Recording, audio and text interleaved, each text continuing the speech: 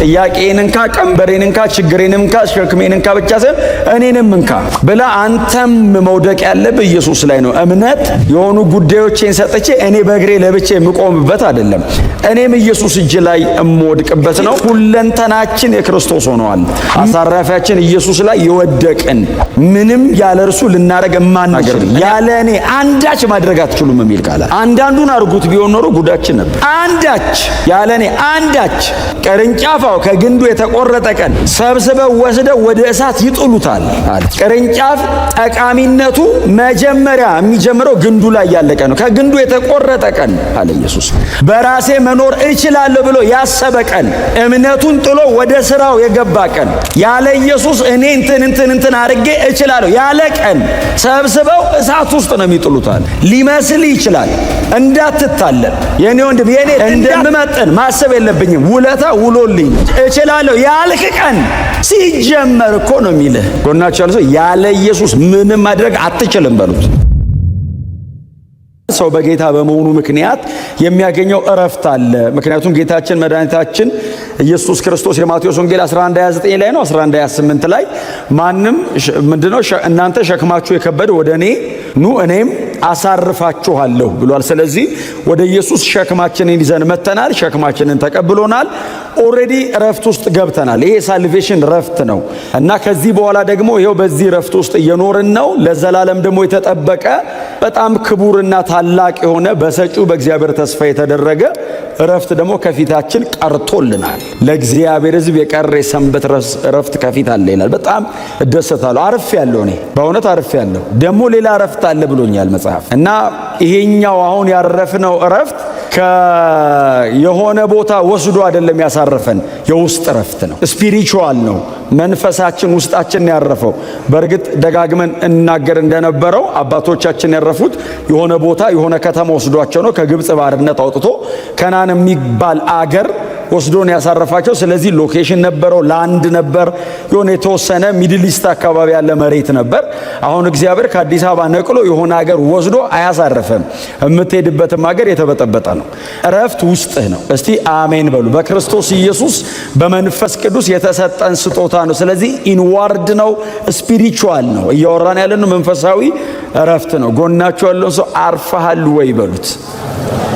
በእውነት ካላረፈ ኢየሱስ ያሳርፈሃል በሉት። ጌታ ይባረክ። እና ቁጥር 3 አካባቢ ላይ ባለፉትም ሳምንት በጣም ደጋግመን እያነሳኑ ነው የዚህ ምዕራፍ ቁልፍ ሐሳብ። ደጋግመን እያነሳን ያለነው የዚህ ምዕራፍ ቁልፍ ሐሳብ እምነት። እኛ ያመንነው ግን ወደዚህ ረፍት ገብተናል ይላል። እኛ ያመንነው የሚመጣውን እረፍት እንጠባበቃለን። እምነት በጣም መሰረታዊ ነገር ነው ብዬ ደጋግሜ ነግሬያቸዋለሁ። የሰማነውን የምስራች ወደኛ አውርዶ አካል የሚያስይዘው ስጋ የሚያለብሰው ይህንን በክርስቶስ ኢየሱስ በኩል የተዋወቀና የቀረበን እረፍት ወደ እኔ ሕይወት የሚያስገባው ቁልፍ ነገር እምነት ይባላል። እምነት በእግዚአብሔር ቃል ላይ በሰማነው እውነትና ትምህርት ላይ የሚመሰረት ሰብስታንስ ነው እምነት። ስለዚህ እምነት እኛ ያመን ነው። አንድ የሚጠቀመው የግሪክ ቃል አለ፣ ነግሬያችሁ ይሆናል። እኔ ብዙ የግሪክ ቃል እየተጠቀመ ፔስቲዮስ የሚል ፔስቲዮስ ክብር ለእግዚአብሔር ይሁን። እምነት ማለት ነው። እና ሙሉ በሙሉ ሁለንተናን አሳራፊያችን በሆነው በክርስቶስ ላይ መጣል ማለት ነው። ችግርና ጥያቄን ብቻ ሳይሆን ራስንም መጣል ማለት ነው። እምነት ራስንም ክርስቶስ ላይ መጣል፣ በአሳራፊ በክርስቶስ ላይ ራስን ሙሉ በሙሉ መጣል። ጥያቄን እንካ፣ ቀንበሬን እንካ፣ ችግሬን እንካ፣ ሸክሜን እንካ ብቻ ሳይሆን እኔንም እንካ ብላ አንተም መውደቅ ያለብህ ኢየሱስ ላይ ነው። እምነት የሆኑ ጉዳዮችን ሰጥቼ እኔ በእግሬ ለብቻ የምቆምበት አይደለም። እኔም ኢየሱስ እጅ ላይ እምወድቅበት ነው። ስለዚህ እኛ ያመንነው ሲል ሁለንተናችን የክርስቶስ ሆነዋል። ምንም አይነት በራሴ የምደገፍበት ጉዳይ የለኝም እያለ ነው የዚህ ደብዳቤ ጸሐፊ እና የዚህ ደግሞ ተደራሲያን አንባቢያኑ አሁን የኤቨርላስቲንግ ቅዱሳን በዚህ የተሰበሰብን የ21 ሴንቸሪ ክርስቲያኖች አሁን እኛን ይመለከታል። እኛ ያመንነው ሲል ሁለንተናችንን በክርስቶስ ላይ የጣለን ማለት ነው። አሳራፊያችን ኢየሱስ ላይ የወደቅን ምንም ያለ እርሱ ልናረግ ማንችል። እኔ አንድ በጣም የሚያስደስተኝ ቃል አለ ዮሐንስ ወንጌል ምዕራፍ 6 ላይ ጌታችን መድኃኒታችን ኢየሱስ ክርስቶስ የተናገረው ያለ እኔ አንዳች ማድረግ አትችሉም የሚል ቃል አለ። አንዳንዱን አርጉት ቢሆን ኖሮ ጉዳችን ነበር። አንዳች ያለ እኔ አንዳች ደገመው ዮሐንስ 15 ላይ ቅርንጫፍና ግንድ ብሎ ያወራበት ቦታ ላይ ቅርንጫፋው ከግንዱ የተቆረጠ ቀን ሰብስበው ወስደው ወደ እሳት ይጥሉታል አለ። ቅርንጫፍ ጠቃሚነቱ መጀመሪያ የሚጀምረው ግንዱ ላይ ያለቀ ነው። ከግንዱ የተቆረጠ ቀን አለ ኢየሱስ በራሴ መኖር እችላለሁ ብሎ ያሰበ ቀን፣ እምነቱን ጥሎ ወደ ስራው የገባ ቀን፣ ያለ ኢየሱስ እኔ እንትን አድርጌ እችላለሁ ያለ ቀን ሰብስበው እሳት ውስጥ ነው የሚጥሉታል። ስለዚህ ያለ እኔ አንዳች አለ። እስቲ አሜን በሉ። የወይን ግንድ አለ፣ ቅርንጫፍ ላይ አለ። ኢየሱስ የተናገረው ምሳሌ እሱ ነው። እስራኤላውያን እሱ በጣም በቀላሉ ስለሚገባቸው ግንዱ አለ፣ ቅርንጫፍ። የወይን ቅርንጫፍ ባይዘዌ ግንዱ ላይ ከሌለ ለምንም እንደማይጠቅም ታውቃለህ። አጥር አታረገውም፣ ወስደህ እንደው አጥር እንኳን አታረገው፣ ለምንም አይሆንም። እና ስብስብ አድርገህ ማቃጠል። እኔ ግንዱ ነኝ፣ እናንተስ ቅርንጫፍ ነህ። ያለ እኔ ምንም፣ ያለ ኢየሱስ ባይዘዌ ምንም ማድረግ አንችልም። ሊመስል ይችላል። እንዳትታለል የኔ ወንድም የኔት እንዳትታለይ። ያለ ኢየሱስ አንችልም። ሕይወት ክርስቶስ ነው። በሕይወት የምንኖረው ከግንዱ ቀድተን ብቻ ነው። ከግንዱ የተቆረጥክ ቀን ቴክኒካሊ የምትሄዳት መንገድ ልትኖር ትችላለች። የተሸመደደ ስርዓት ልደግም እችላለሁ። ሕይወት አይደለም እሱ። ሰውን በጣም ላታልለው እችላለሁ ልመስል። ከግንዱ የተቆረጠ ቀን ሰው ሕይወት ያቆማል። ማፍራት አይችልም። የጊዜ ጉዳይ ነው። ያስታውቃል። ለዛውም እኔ እኮ እንትን ነኝ፣ የበረሃ ወይራ። እስራኤል እኮ ነው እኮ ወይን ቅርንጫፍ። እኔ እኮ እዛ ምድረ በዳ እኮ ያለው ነኝ። ጳውሎስ እኮ ልክልካችንን እኮ ነው የነገረን። አንተ እኮ ሲጀመርም የምድረ በዳ ነህ አለ። እነሱ እኮ ዋናው ናቸው አለ። እና እግዚአብሔር እንዴት አድርጎ ገጠመን ስትለው ሄደና እግዚአብሔር ወረደ አለ። እግዚአብሔር መጣና በልጁ በኩል ምድረ በዳ ገባ አለ። ከዛ ምድረ በዳ ሄደና ወይራ አገኛለ። ወይራውን አርጎ ሰበረው እና ወይራ ቅርንጫፍ ይዞ መጣና ግንዱ ልጁ ነው እና ግንዱን ፈቀፈቀው እና ወይራውንም እንትኑን ፈቀፈቀን። ከዛ እንደዚህ አጣበቀንና አሰረን። ትራንስፕላንት አረገን። ወይራ የወይን አፈራ። አሕዛብ ሆነ። የዚህ ሕይወት አካል ስትሆን ዲዘርቭ አርጋ አይደለም፣ እግዚአብሔር ፌቨር አርጎልህ ነው። እስቲ አሜን በሏ። እንደምመጥን ማሰብ የለብኝም። ውለታ ውሎልኝ ነው። እኔ ወይራ ነኝ። ስለዚህ እስራኤል ያለ እግዚአብሔር እችላለሁ ስትል ቁርጥ አረጋት። የሆነ ቀን ኖ ቆረጣት። እና ጳውሎስ ምን አለ? ለወይኑ ካልራራ አንተማ ከነጭራሽ ወይራ ነህ አለ። እና እችላለሁ ያልክ ቀን ሲጀመር እኮ ነው የሚልህ። ጎናችሁ ያለ ሰው ያለ ኢየሱስ ምንም ማድረግ አትችልም በሉት። ይሄን አምነን ነው ቸርች የምንኖረው። የራስን እድል አይቻልም። እዚህ ይሄ ቸርች ነው። ከኢየሱስ ዞር ያልክ ቀን ሟች ነህ። በእውነት ነው የምላችሁ። ሰይጣንም አይፈራ ኢየሱስ ላይ እስከሆንክ ድረስ ነው መንፈሳዊ ዓለም የሚገዛው። ኤኒዌይስ እኛ ያመን ነው የሚለው ነው ፔስቲዮ የሚለው ትክክለኛ ቃሉ እሱ ስለሆነ ነው። ክብር ለእግዚአብሔር ለአምላካችን ይሁንለት። እና እኛ ያመነው ወደ ረፍቱ ገብተናል ብሎ አንድ ሶስት ረፍት ያስቀምጣል። እሷን ቶሎ ነግራችሁ ልጨርስ። የመጀመሪያው እግዚአብሔር አረፈ ነው። ሁለተኛው እስራኤላውያን አረፉ ነው። ሶስተኛው ደግሞ ለኛ የተቀጠረ ቀን አለ ነው። ሶስት ረፍት። ረፍቱ በሶስት ዲስፔንሴሽን ቀርቦ ነው። ረፍቱ ወጥ ነው። እግዚአብሔር እየተናገረ ያለው ስለ አንድ ረፍት ነው። ግን በተለያዩ ሶስት ወቅቶች ላይ የዚህ ደብዳቤ ጻፊ ባነበብ ነው በእነዚህ እስከ ቁጥር 11 ድረስ ባሉት ክፍሎች ላይ ያቀረበው በሶስት መንገድ ነው። የመጀመሪያው በሰባተኛው ቀን አይደል? እግዚአብሔር 6 ቀን ሰራና በሰባተኛውም ቀን ከስራው ሁሉ አረፈ። እግዚአብሔር ከስራው ሁሉ አረፈ። አንድ በጣም የሚገርማችሁ ቁጥር 4 ላይ እግዚአብሔር ከስራው ሁሉ አረፈ የሚለው ቃል በተጻፈበት ወደ ብሉይ ኪዳን ወደ ዘፍጥረት ምዕራፍ 2 ቁጥር 2 አካባቢ ዘፍጥረት 2:2 ላይ ነው ያለው። በስድስተኛው ቀን ጨረሰ፣ በሰባተኛው ቀን አረፈ የሚለው ቃል የሚጠቀመው ቃል እግዚአብሔር ከስራው ሁሉ አረፈ የሚለው የዕብራይስጡ ቃል ላይ አንድ ስራ ሰርቶ አረፈ ነው። እግዚአብሔር አንዴ ሰራው ነው። እግዚአብሔር ከስራው አረፈ ነው የሚለው ትክክለኛው ቃል እና ውስጡ ግን ብዙ ስራ አለው። በ6 ቀን የሰራው ሲሰበሰብ ግን ብዙ ሰርቶ አረፈ አይደለም፣ ከስራው አረፈ ነው። እግዚአብሔር አንዴ ነው የሰራው ነው እና እግዚአብሔር ስራውን ጨረሰ፣ አረፈ።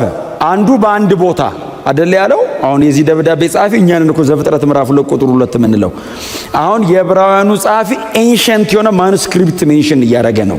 አንዱ በአንድ ቦታ ሲል የጥንት ጽሑፍ እንደሆነ ለማመልከት ነው እንጂ እነ ዳዊትን እኮ በመዝሙር ላይ እንደተጻፈው እያለ ነው ሜንሽን ያደረገው። ይሄ ግን የዘፍጥረት መጽሐፍ ማለት በጣም የጥንት ነው። ቀጥሎ ደግሞ ታሪኩ የተከናወነበት ዘመን እግዚአብሔር ከሥራ ሁሉ አረፈ የሚለው የፍጥረት የመጀመሪያው አይደል የመጀመሪያው ጊዜ ላይ የተከናወነ ነውና በጣም ኤንሸንት የሆነ ማኑስክሪፕት ነው። በጣም የጥንት አይነት ጽሑፍ ነው። ይሄ ሰው ሜንሽን የሚያደርግና አንዱ በአንድ ቦታ አለው ሙሴ ነው የጻፈው። ዘፍጥረት 2 ሙሴ ነው የጻፈውና እግዚአብሔርም ከሥራ ሁሉ አረፈ ብሎ ጽፎልን ነበር።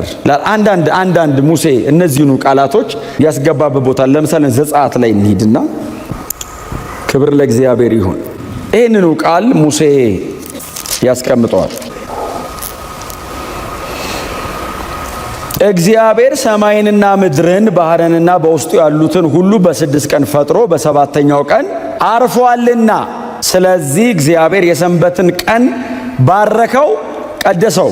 አሁን ሙሴ ለእስራኤል ሕዝብ በምድረ በዳ ጉዞ ለጀመረው የዘጸአት መጽሐፍ የምድረ በዳ ጉዞ ገና መጀመራቸው ነው። የመጀመሪያው ወቅቶች ናቸው። አሁን የዘጸአት መጽሐፍ ማለት 1 ዓመት ተኩል አይሞላም። አጠቃላይ የዘጸአት መጽሐፍ ቢሰበሰብ የ1 ዓመት ተኩል ታሪክ አይደለም።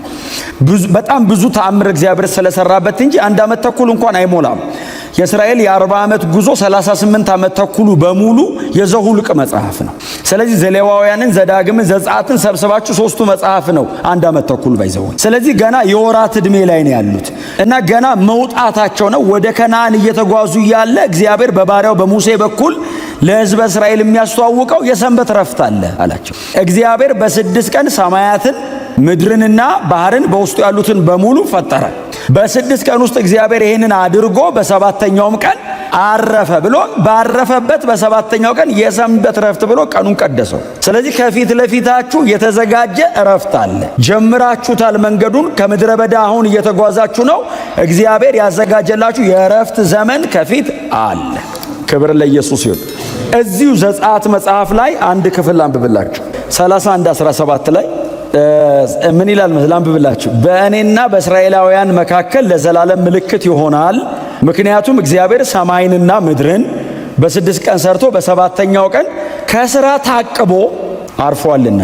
እና ዘጸአት መጽሐፍ ላይ ደግሞ እግዚአብሔር በ6 ቀን ሰማይንና ምድርን፣ ሰማይና ምድር ማለት ስካይና እርዝ አይደለም አይደል? ሄቨንስ ነው እና ዘ ሆል ዩኒቨርስን ማለት ነው። እግዚአብሔር የፈጠረው የዛን ቀን የፈጠረው እግዚአብሔር ይሄንን ሰማይና ይሄንን ምድር ብቻ አይደለም፣ ሰማያትን ነው እና ሄቨንስ ነው እና ሰማያትንና ምድርን በውስጡ ያለውን ሰራዊት በሙሉ ማለት ነው። እግዚአብሔር ያን ሁሉ ነገር ፈጥሮ በ6ኛው ቀን ከሥራው ታቀበ ማለት የቀረ ረፍት አለ ነው ከፊት። እግዚአብሔር ሰርቶ ጨርሶ አረፈ። አሁን ደግሞ እግዚአብሔር አይደለም የሚያርፈው፣ እኛ ነን የምናርፈው። እግዚአብሔርማ አርፏል፣ ጨርሶ አርፏል። እኔ ነኝ የማርፈው። አሁን ከዚህ በኋላ ኦልሬዲ የተዘጋጀው እረፍት ለሕዝቡ ነው። አሁን ብሉይ ኪዳንም ላይ እግዚአብሔር ፕሮሞት እያደረገ የነበረው ለእስራኤል ሕዝብ በዚሁ በዘጸአት ባነበብነው 31:17 ላይ እኮ ለእስራኤል ሕዝብ እኮ ፕሮሞት እየተደረገ ያለው እኮ ኦልሬዲ እግዚአብሔር አርፏል ነው፣ ጨርሶ አርፏል። አሁን ታቅቦ ነው። ምንድነው ታዲያ የቀረው? የእናንተ ረፍት። እግዚአብሔር ይህንን ረፍት መቼ ነው የሚሰጠን? ወደ ከነዓን ስትገቡ። የሰንበት ረፍትን የዚህ ደብዳቤ ጸሐፊ አቀረበ። የሰንበት ረፍት እግዚአብሔር ስራውን ጨርሶ አርፏል። ያረፈ አምላክ ነው ወደ ረፍት የጠራን። ግን አሁን እግዚአብሔር ከሥራው ታቅቧል አለንና የቀራለ ምንድነው የቀረው? እኛን ማሳረፍ፣ ሕዝቡን ማሳረፍ። የትኛውን ሕዝብ? በዘጸአት ኮንቴክስት ከሆነ ሕዝበ እስራኤልን ከ430 ዓመት ባርነት የወጣውን ሕዝብ ሙሴ በዛ በጣም ጠባብ ስኮፕ ውስጥ በጣም ጠባብ ነው። አሁን የሙሴ ቆሞ እየተናገረ ያለው ይመጣል የሚለው እረፍት ለ1.2 ሚሊዮን ሰው የቀረበ እረፍት ነው። ሲወጡ ከግብፅ 600 ሺህ አካባቢ ናቸው እና እህቶችም ልጆችም ምናምን አንድ ላይ 1.2 ሚሊዮን ሰው ነው። ለ1.2 ሚሊዮን ሰው የተነገረ እረፍት ሲል እግዚአብሔር ደግሞ ዲስፔንሴሽኑን ረዘም የሚያደርገውና በክርስቶስ ኢየሱስ በኩል ለሚገኝ ለማይቆጠር ሕዝብ። አሁን ሙሴ ባለው መረዳትና በዛ ሰዓት ከረንትሊ በሚያዳምጠው ህዝብ ፊት ነው ቆሞ የሚያወራው። እግዚአብሔር ደግሞ ሲስተማቲካሊ ለኛም እያወራ ነው። ይሄው እኔ አሁን ከሺህ ዓመታት በኋላ ሙሴ ይሄንን ከተናገረ ከ3400 ዓመት በኋላ ዛሬ እዚህ ጋር ቆሜ ስለዚህ ረፍት አወራለሁ። ሙሴ ካወራው ይሄንን ረፍት ዘንድሮ 3400 ዓመቱ ነው። ስሙኝ፣ ሂሳብ ጎበዝ ናችሁ መቼስ። ያው 1400 ዓመት አካባቢ ነው ከክርስቶስ ልደት በፊት ሙሴ የነበረው። ስለዚህ ኢየሱስ ከመጣ 2000 ዓመት ሆኖታል። ለዛ ነው 3400 ያልኳችሁ። ሙሴ እግዚአብሔር ከሥራው አረፈ ሲል አሁን ስለ ሁለተኛው ረፍት ሊያስተዋውቅ አይደል? ከዚህ ከሁለተኛው ረፍት የቀደመው የመጀመሪያው ረፍት 3000 ዓመት ሆኖታል። ሙሴ ቆሞ ሲያወራ እግዚአብሔር አረፈ ካለ ከ3000 ዓመት በኋላ ነው እናንተን ላሳርፋችሁ ነው የሚላቸው። ከነዓን ሲገቡ ከዘፍጥረት ምዕራፍ 2 አካባቢ ጀምራችሁ የምታሰሉ ከሆነ እስከ ሙሴ እስካደረሳቸው እስከዛ ድረስ 3000 ዓመት ነው። ከሙሴ ረፍት ደግሞ ሙሴ ረፍት ትገባላችሁ ብሎ ስለ ከነዓን ከተናገረበት እስከ መዝሙር 95 ዕብራውያን ምዕራፍ 4 እየተጠቀሰ ያለው መዝሙር 95 ነው። እግዚአብሔር በመሐላ ወደ ረፍቴ አትገቡም ብሏቸው ነበር፣ ዛሬ ደግሞ እንደገና በዚች ቀን ብሎ ደግሞ ዳዊት ቆሞ መዝሙር 95 ላይ ተናገረ። ስሙኝ፣ ከሙሴ እስከ መዝሙር 95 ድረስ ደግሞ 600 ዓመት ነው። የመጀመሪያው እረፍትና ሁለተኛው እረፍት 3000 ዓመት ጋፕ አላችሁ። የሁለተኛው እረፍት አልቆ አሁን ደግሞ እግዚአብሔር ሶስተኛውን እረፍት ደግሞ ፕሮሞት አደረገ። አሁን እግዚአብሔር በሙሴ በኩል ታርፋላችሁ ብሎ በሙሴ በኩል አላረፉም፣ በኢያሱ በኩል ነው ያረፉት። በኢያሱ በኩል ሕዝበ እስራኤልን ጎትቶ ከነዓን አስገባቸው። ከነዓን ገብተው ቁጭ ሲሉ እግዚአብሔር እንደገና ስለ ሌላ እረፍት አወራ። አረፍን ሲሉ አይ ሌላ አለ። ኢያሱ አሳርፏቸው ቢሆን ኖሮ ስለ ሌላ እረፍት እግዚአብሔር አይናገርም ነበር። አልቲሜትሊ ዋናው እረፍት እኛ የምናርፈው ነው። እግዚአብሔር አርፏል። አዎ። ሕዝቤን አሳርፋለሁ ብሏል። አዎ። አላሳረፈም? አሳርፏል። የተናገረውን እግዚአብሔር ፕሮሚሱን ኪፕ አድርጓል። ከነዓን አስገባለሁ አለ። እሺ አሉ፣ ገቡ። ቁጭ ሲሉ እግዚአብሔር መጣና እንደዚህ አለ፣ ሌላ እረፍት አለ። ቁጥር 8 ኢያሱ እረፍት ሰጥቷቸው ቢሆን ኖሮ ከዚያ በኋላ እግዚአብሔር ስለ ሌላ ቀን ባልተናገረ ነበር። እጅግ በጣም አደንቀዋለሁ የዕብራውያንን ጸሐፊ እንዴት አድርጎ ዘመን እንደሚሰፋ ዘመን እንዴት አድርጎ እንደሚገጣጥም። ይሄንን ቃል የተናገረው ዳዊት አይደለም፣ የዚህ ደብዳቤ ጸሐፊ ነው። የዚህ ደብዳቤ ጸሐፊ ግን ይሄንን ቃል ለመናገር ድፍረት የሰጠው ዳዊት የተናገረው ትንቢት ነው። መዝሙር 95 ላይ ቆሞ ዳዊት ትንቢት ተናገረ። ያንን ትንቢት ከዘፍጥረት ምዕራፍ 2 እና ከኢያሱ መጽሐፍ ጋር አንድ ላይ ሰፋፋውና የዚህ ደብዳቤ ጸሐፊ በዚያን ዘመን ኢያሱ አሳርፏቸው ቢሆን ኖሮ እግዚአብሔር ስለሌላ ቀን አይናገርም ነበር። እግዚአብሔር ሌላ እረፍት አለ ብሎ እንደገና ስለሌላ እረፍት አወራ። ኢያሱ ቀጥሎ እስከ መጨረሻ ለሚያሳርፈን ለእውነተኛ አሳራፊያችን ጥላ ነው። ምዕራፍ 4 ላይ ያሉት ካራክተሮች እግዚአብሔር አለ፣ ኢየሱስ አለ፣ ኢያሱ አለ፣ ዳዊት አለ። ኢያሱ ቀጥታ የኢየሱስ ታይፖሎጂ ነው። ኢያሱ ከነዓን ይዟቸው ገባ፣ ኢየሱስ ሰማይ ይዞን ይገባል። ኢያሱና ኢየሱስ የሚለው የስም ትርጉም አንድ አይነት ነው። ያው ተናግሬያለሁ። አውሴ፣ ኢያሱ፣ ኢየሱስ የሚሉ ቃላቶች በሙሉ ተመሳሳይ ናቸው። አውሴ ማለት ድነት ነው። ኢያሱ ማለት እግዚአብሔር ያድናል ማለት ነው። ኢየሱስ ማለት እግዚአብሔር ያድናል ማለት። ስለዚህ አሁን ኢያሱ እግዚአብሔር አዳኝ ነው ብሎ ከነዓን ይዟቸው ገባ። ሁለተኛው መሲያችን መጣና ኢየሱስ እግዚአብሔር ያድናል ብሎ ሰማይ ይዞ ሊገባ ነው። ስለዚህ አሁን እግዚአብሔር ስለ ሌላ ቀን ተናገረ። ከፊት ለዚህ ሕዝብ የተዘጋጀ ታላቅ እረፍት አለ። ክብር ለእግዚአብሔር ለአምላካችን ይሁን። በእውነት ነው የምላችሁ፣ እረፍት የምትለው ቃል አንድ የግሪክ ቃል ነች። ካታፓውሲስ የምትል ጻፍ ውስጥ ግሪክ ካታፓውሲስ።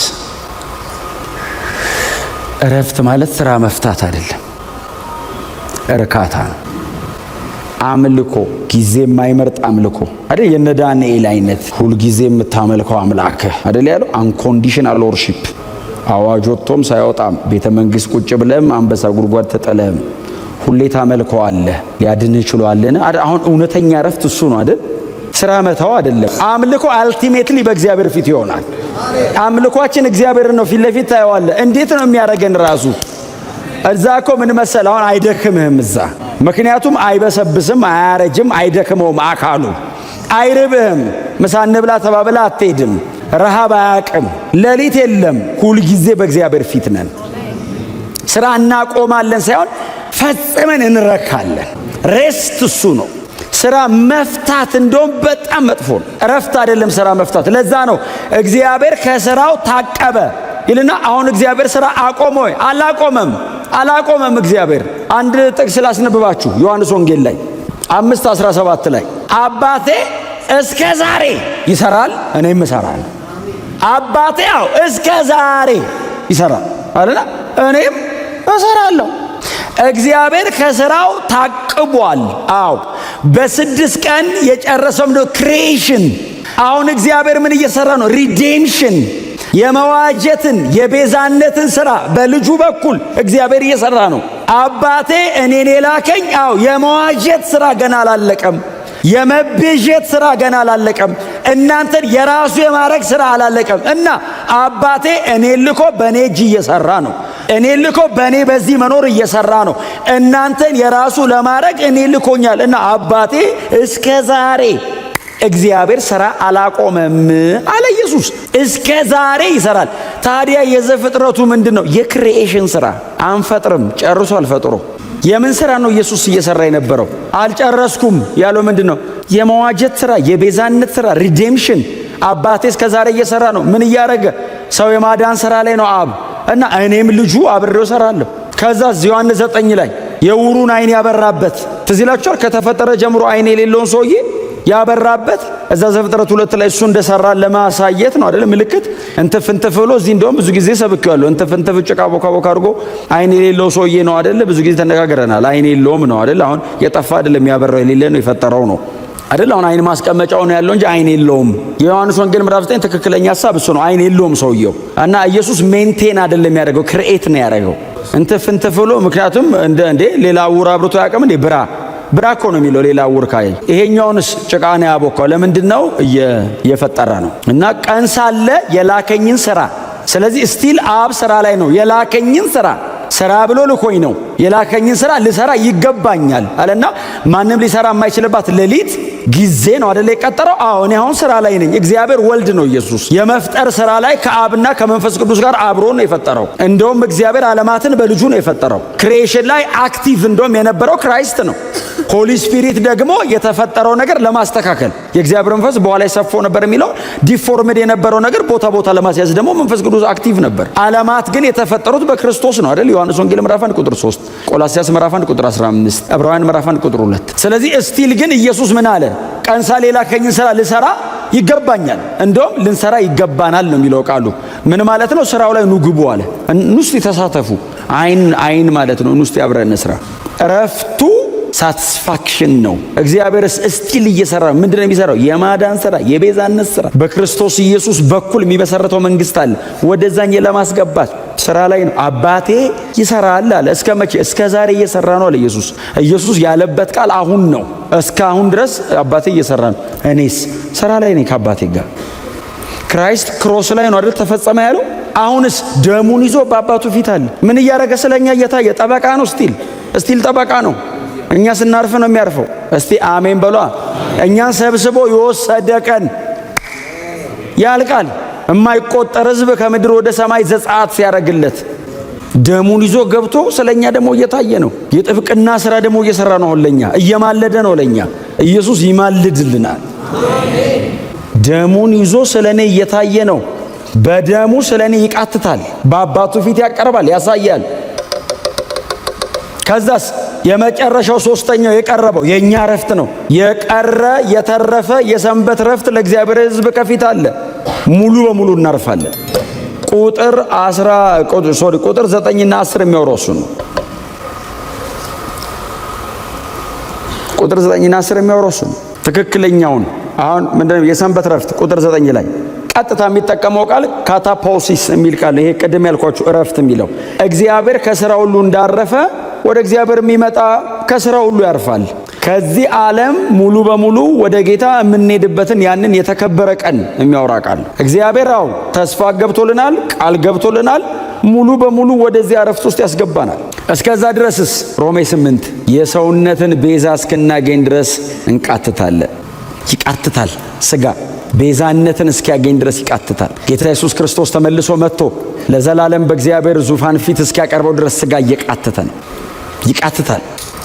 ያንን ዕረፍት እንጓጓለን፣ እንጠብቃለን። እንደ ክርስቲያን ቀና ብለን እንጠብቃለን፣ እየቃተትን እንጠብቃለን። ስንደክም ተስፋ አለ እያለን በጣም ብዙ ማምለክ እየፈለግን በጣም ብዙ ነገር ሲገድበን እንቃትታለን። የሰውነታችንን ቤዛ እናገኛለን እንላለን። ትንሣኤ ሙታን ከፊታችን አለ እንላለን፣ እንቃትታለን። የተቀጠረ የሰንበት ዕረፍት ለእግዚአብሔር ሕዝብ ከፊት አለው። ክብር ለኢየሱስ ይሁን።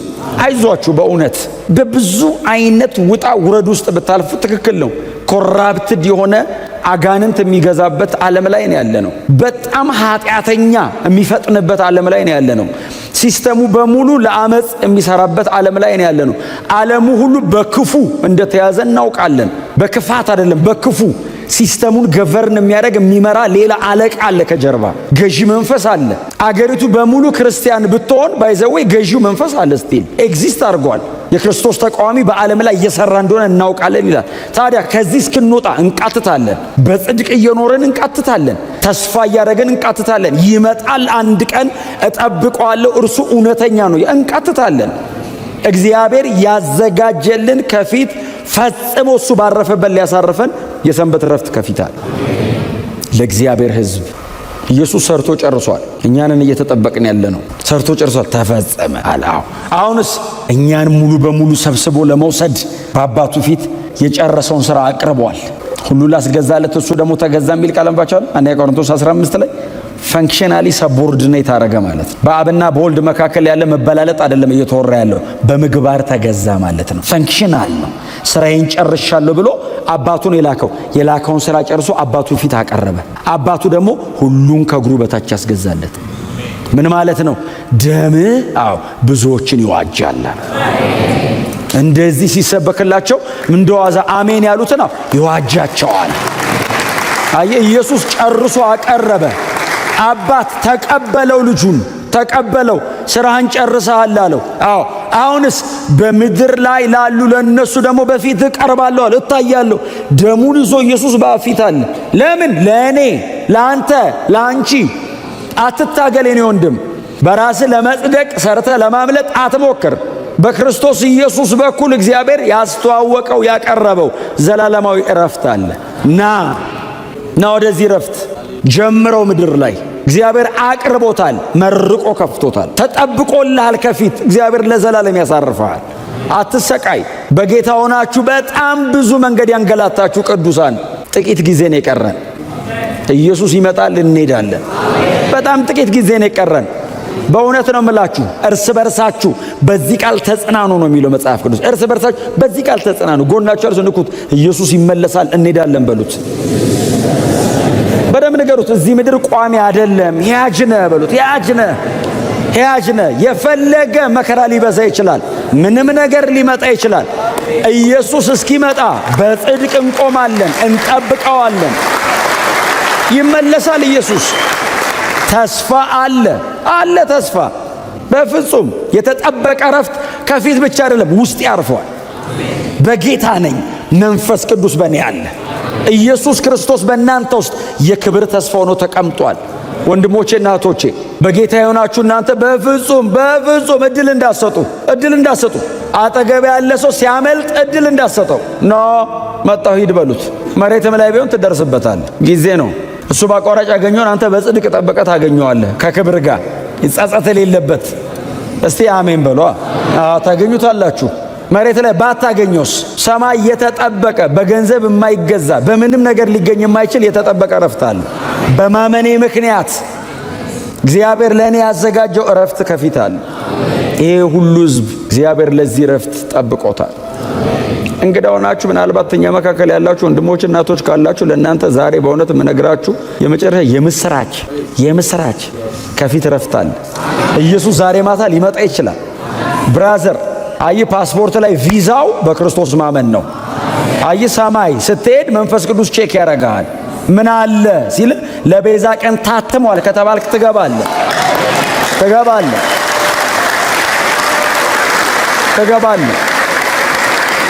አለበለዚያ አይቻልም። ጥሩ ሰዎች አይደሉም ሰማይ የሚገቡት፣ በክርስቶስ ያመኑ ናቸው። በጌታ መሆን አለብህ። የርስተ መያዣ መንፈስ ቅዱስ አንተ ውስጥ ማደር አለበት። በክርስቶስ ደም መዋጀት አለብህ። በፍጹም አይቻልም። ሌላ መንገድ የለም። የተጠበቀ ረፍት አለው። መግቢያውስ በጣም ቀላል፣ በክርስቶስ ማመን።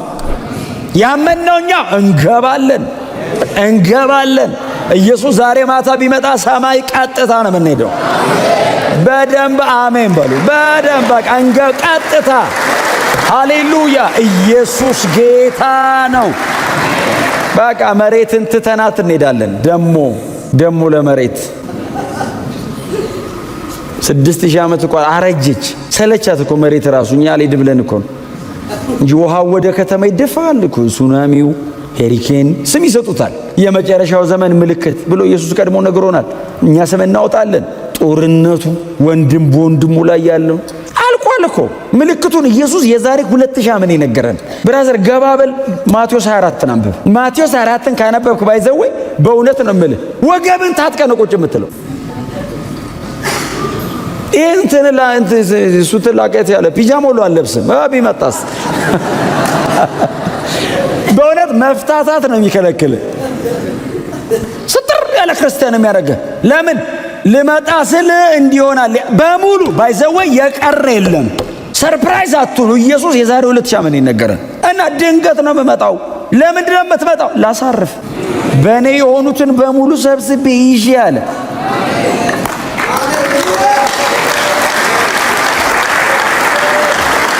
ቆይ ይኸውላችሁ ስሙኝ።